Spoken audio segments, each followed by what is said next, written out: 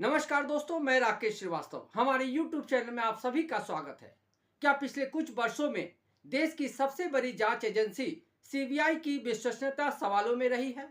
क्योंकि पिछले कुछ वर्षों में सीबीआई के हाथ में जितने भी केस आए हैं, उनमें से आधे से अधिक केस ऐसे रहे हैं जिसमें वो मामले के तह तक नहीं पहुंच पाई, या जिन मामलों में वो तह तक पहुंचने की स्थिति में थी वहां भी कुछ ना कुछ गड़बड़ झाला सामने आता रहा है।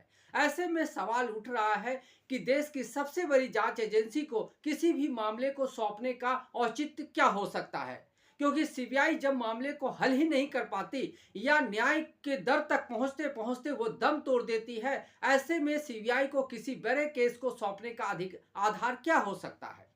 इस मामले को उठाने का मकसद ये है कि जो कोलकाता में रेप और हत्याकांड का मामला सामने आया था, आरजे मेडिकल कॉलेज की जो एक ट्रेनी डॉक्टर थी उसकी हत्या और रेप का जो मामला सामने आया था, उस मामले में कोलकाता की कोर्ट ने एक फैसला सुनाया है और इसमें संजय रॉय को आजीवन कारावास की सजा सुनाई गई है।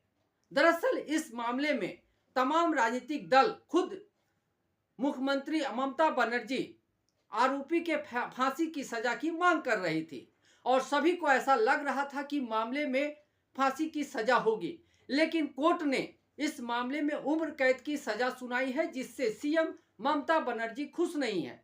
वहीं दूसरी तरफ तमाम राजनीतिक दल और खुद पीड़ित के जो परिवार वाले हैं, वो इस फैसले से खुश नहीं है। ममता बनर्जी का आरोप है कि जब पश्चिम बंगाल पुलिस इस मामले की जांच कर रही थी तो ये जांच सही दिशा में जा रही थी, लेकिन केंद्र सरकार ने इस मामले को सीबीआई को सौंप दिया और सीबीआई को सौंपने की वजह से केस कमजोर हुआ और केस में जितने भी एविडेंस सामने रखे जाने चाहिए थे वो सही तरीके से नहीं रखे गए। इसकी वजह से इस मामले में सजा जो हुई है वो कम हुई है और वो इस सजा से खुश नहीं है। वहीं दूसरी तरफ एक और मामले की तरफ आपको लेके चलते हैं। इसका भी फैसला सोमवार को ही आया। केरल में एक हत्याकांड हुआ था। केरल के तिरुअनंतपुरम में एक ग्रीष्मा नाम की महिला जिसने 2022 में अपने प्रेमी शेरोन राज की हत्या कर दी थी। दरअसल शेरोन राज से ग्रीष्मा की का जो प्रेम प्रसंग था वो काफी समय से चला आ रहा था, लेकिन 4 अक्टूबर को ग्रीष्मा ने शेरोन को अपने घर पे बुलाया और उसे एक आयुर्वेदिक ड्रिंक दिया पीने के लिए। कहा जाता है कि इस आयुर्वेदिक ड्रिंक में जहर मिला हुआ था।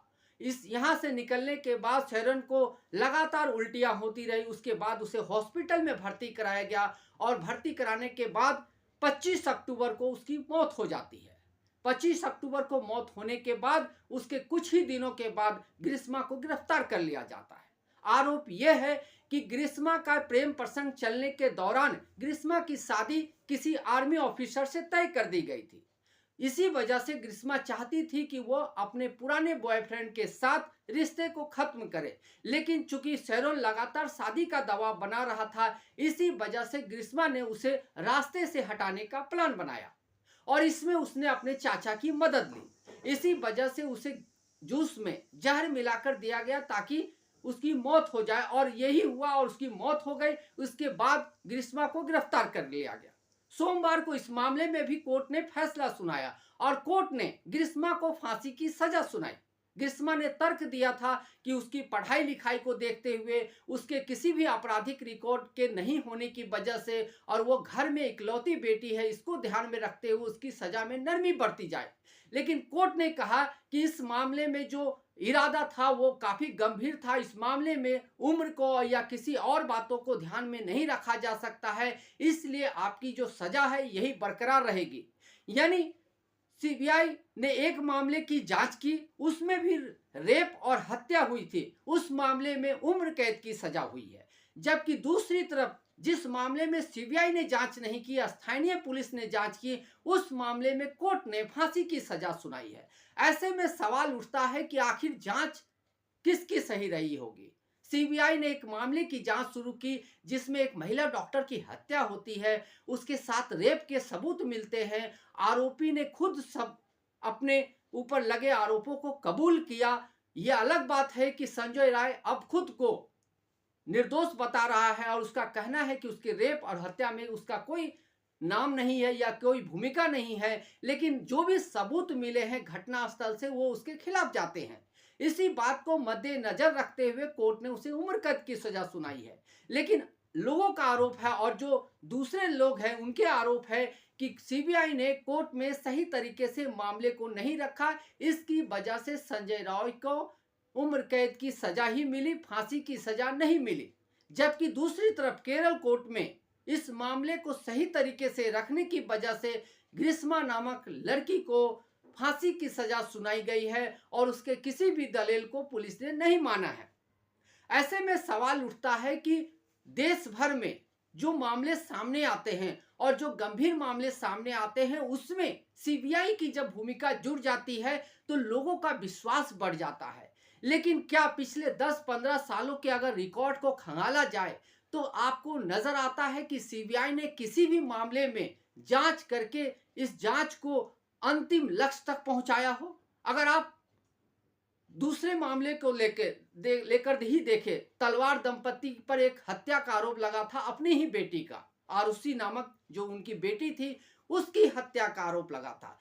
सीबीआई के हाथ में यह केस गया, कई सालों तक इस पे सुनवाई हुई, जांच हुई, तमाम तरह के मामले सामने आए, लेकिन सीबीआई कोर्ट में यह बात साबित नहीं कर पाई कि इस हत्याकांड में किसकी भूमिका रही है। कोर्ट ने सिर्फ संदेह के आधार पर तलवार दंपति को आरोपी बनाया और उन्हें उम्र कैद की सजा सुनाई। फिलहाल वो जेल से बाहर है और जमानत पे बाहर चल रहे हैं, लेकिन सीबीआई इस मामले में किसी भी अंतिम लक्ष्य तक नहीं पहुंच पाई है। जबकि उस समय की रिपोर्ट बताती है कि दिल्ली पुलिस इस मामले की सही तरीके से जांच कर रही थी और उसके हाथ में इतने सबूत लग चुके थे कि वो आरोपी के तक पहुंच सकती थी। लेकिन इसी बीच जब मामले को सीबीआई को सौंप दिया गया, उसी के बाद ये केस कमजोर होता चला गया और कमजोर होने की वजह से इस मामले में जो तलवार दंपति है उसको सिर्फ संदेह के आधार पर जेल में रखा गया और सजा सुनाई गई। जबकि मुख्य आरोपी तक अब तक पुलिस नहीं पहुंच पाई है। पुलिस और सीबीआई ये नहीं बता पाई कि आरुषि की हत्या आखिर कैसे हुई और किसने की।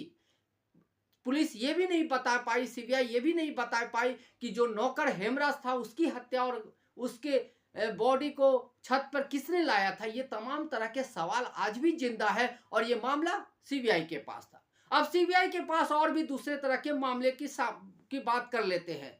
आपको याद होगा महाराष्ट्र में एक के बाद एक लगातार छापे पड़े थे, ईडी के, सीबीआई के तमाम तरह के छापे पड़े थे। लेकिन उन छापों के बाद जब गिरफ्तारी हुई, उस मामले के अधिकतर आरोप जो लोग हैं आज बाहर हैं, जमानत पे है और उनके खिलाफ सीबीआई किसी भी तरह का आरोप साबित नहीं कर पाई है। आपको याद होगा सुशांत सिंह राजपूत का मामला। सुशांत सिंह राजपूत के मामले में भी सीबीआई ने जांच शुरू की थी, लेकिन सीबीआई आज तक यह साबित नहीं कर पाई है कि आखिर सुशांत राजपूत की हत्या किस स्थिति में हुई और इस हत्या का मुख्य आरोपी कौन है। इस मामले में तमाम तरह की गिरफ्तारियां हुई, तमाम तरह के जो एक्ट्रेस है और एक्टर है उनसे पूछताछ हुई, लेकिन सीबीआई मुख्य आरोपी तक अब तक नहीं पहुंच पाई है। इसी तरह के और भी कई मामले हैं जैसे निर्भया कांड हुआ था दिल्ली में, उस मामले में भी सीबीआई की भूमिका सबसे लचर साबित हुई थी और उसके बाद उसमें से जो 2 आरोपी थे वो बेवजह के ही बच के निकल गए और 3 साल के बाद वो बाहर हो गए। इसी तरह के कई मामले हैं जो सीबीआई के हाथ में आए और सीबीआई के हाथ में आने के बाद वो केस कमजोर हो गया और उस मामले में किसी भी तरह का रिजल्ट सामने नहीं आया।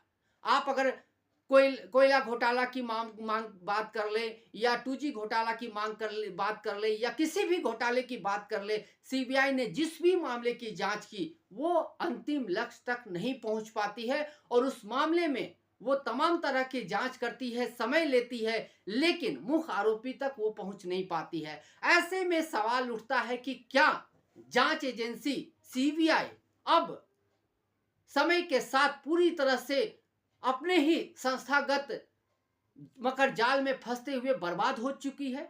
क्या सीबीआई सरकार के इशारे पे काम करने की वजह से अपनी जो अंदरूनी प्रतिभा है उसको खत्म कर चुकी है? क्या सीबीआई में अब बदलाव की जरूरत है? क्योंकि सीबीआई के हाथ में जितने भी मामले गए हैं उन मामलों में रिजल्ट नहीं आना एक फिक्स मामला बनता जा रहा है, इसके तमाम तरह के उदाहरण सामने आते हैं। इस मामले में भी आप साफ साफ देख सकते हैं कि एक तरफ बलात्कार और हत्या होता है और उसे उम्र कैद की सजा होती है। उस मामले की जांच सीबीआई कर रही थी। दूसरी तरफ केरल में एक हत्या होती है और उस मामले की जांच स्थानीय पुलिस कर रही थी और उस मामले में आरोपी को फांसी की सजा होती है।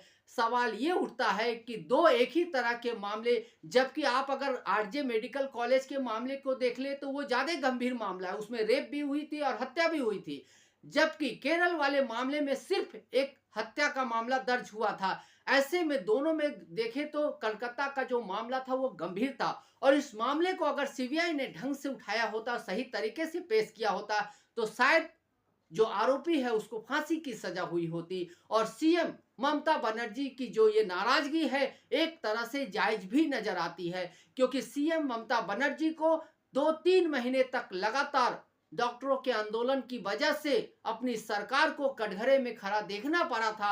उन्हें कई तरह के सवालों के जवाब देने पड़े थे और उन्हें अपनी ही पुलिस पर भरोसा उठना पड़ा, क्योंकि सीबीआई को मामले को सौंप दिया गया। लेकिन सीबीआई को मामला सौंपने के बाद आखिर हुआ क्या? उम्र कैद की सजा सुनाई गई है। अब देखना होगा कि आने वाले दिनों में राज्य सरकार की तरफ से इस मामले में क्या सुप्रीम कोर्ट या हाई कोर्ट का दरवाजा खटखटाया जाता है और उसके बाद इस मामले में जांच जब आगे बढ़ती है तो क्या होता है। फिलहाल संजय रॉय को उम्र कैद की सजा सुनाई गई है, जबकि केरल कोर्ट ने ग्रीष्मा नामक युवती को एक अपने प्रेमी की हत्या के आरोप में फांसी की सजा सुनाई है। दोनों ही मामले को सामने रखकर निष्पक्षता से देखने की जरूरत है कि आखिर हमारी जांच एजेंसियां किस तरह से काम कर रही है। क्या इतने बड़े संसाधन के बावजूद जांच एजेंसियां आरोपियों के खिलाफ तय सबूत पेश करने में नाकाम रहती है? अगर ऐसा है तो एक बार फिर से सीबीआई में कुछ बदलाव करने की जरूरत है।